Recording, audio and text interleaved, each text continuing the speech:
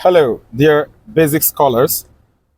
You are welcome to our English class today. So, in this class, we are going to learn about another type of noun. Number three, the collective noun. Do you recall? In our previous English class, we gave attention to common nouns, right? Where we define common noun as a general name, right? A general name of things, a general name of place, general name of animals, and the rest. So in this class, we are going to learn about collective noun. It's another type of noun. What is it? What are some examples of collective noun? What rule should guide you, dear friends, whenever you are mentioning a collective noun? It's going to be an interesting class as usual, and I welcome you to this English class once again. What is collective noun as a type of noun? Definition. Meanwhile, don't forget, noun generally is a name. Is that not so? So, collective noun can be defined as a general name of a group of things that share similar or the same quality. Once again, collective noun can be defined as a general name of a group of things that share the same quality or similar quality. Okay? So, whenever we're talking about collective noun, one thing that you want to bear in mind, you should know about, is that you must have a group of things. You must have what? A group of things. That's one thing you should bear in mind. And again, this group of things should share similar, the same characteristics. Okay? It's not a case of you having a group of different things. No. The things you're talking about, they should have similar characteristics. That's why I define it to be a general name given to a group of things that share similar or the same characteristics. What are some examples of collective nouns? I'm going to list some of them. Then from the examples, there is something I want us to take note of.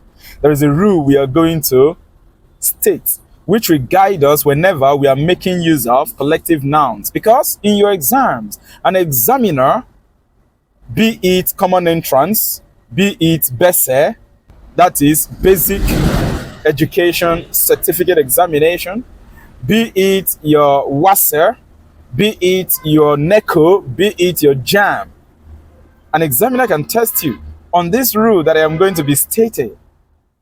There's something that is unique about this rule. You may hardly see it written as a guiding principle. So you make sure whenever I state this rule about collective nouns, store it here. Never forget it. But first of all, examples of collective nouns.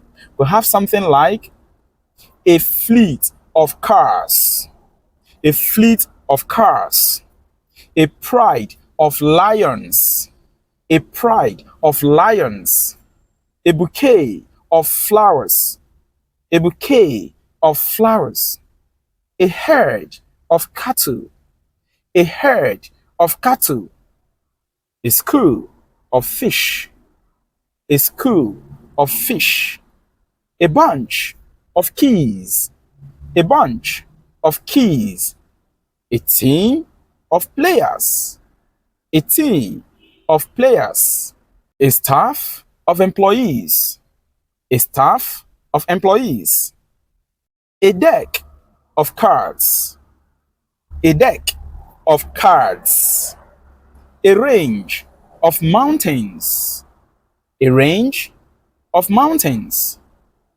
a cluster of coconuts, a cluster of coconuts, a class of students, a class of students, a choir of singers, a choir of singers, a jury of judges, a jury of judges, and many more. You can add to this list of collective nouns. Now, what did you take note of when I was giving these examples of collective nouns? Did you take note of the fact that we had a group? Yes. Cars, when I mentioned fleet of cars. Cards, when I mentioned deck of cards. Players, when I mentioned a team of players. Fish, when I mentioned a school of fish. You know, fish is also plural anyway.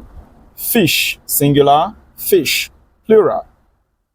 When you are talking about the same species of fish, because they have to share similar characteristics, like I said.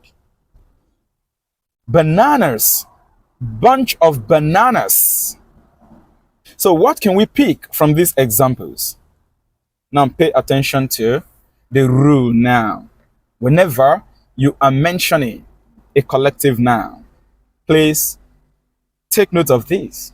And of course, I hope you're writing the note in your GMAT 41 basic class online lesson note.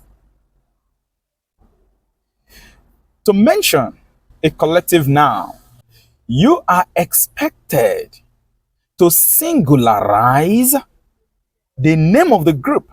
Once again, singularize the name of the group, which means the name of the group must be in singular form. Well, what about the members of the group? The things that make up the group. The things that make up the group must be pluralized. The things that make up the group, the members, right? The members of the group must be in plural form. Once again, the name of the group, singular. The members of the group, plural. That is one thing you want to take note of whenever you are referring to any collective noun. That was why you heard something like fleet of cars. The name of the group is fleet. The members of that group, cars. So the fleet, singular. The cars, plural. What about bouquet of flowers? Bouquet. Bouquet. The spelling ends with T, but hey, that T is silent. Bouquet. Then, these are flowers we are talking about, right? So, you have to pluralize the flower. So, you have flowers, because flowers are the members of that group. Pride of lions. The name of the group is Pride. The members, lions. So you singularize the name of the group, which is Pride. While the members, you pluralize it, which is lions. Class of students. Class of pupils. The class is in singular form. The class is in singular form because that's the name of the group. Group of pupils, group of students learning. The member of that group is the student. So you pluralize it, which is students. So don't forget the rule. Singularize the name of the group and pluralize the members. The name of the group must be in singular form.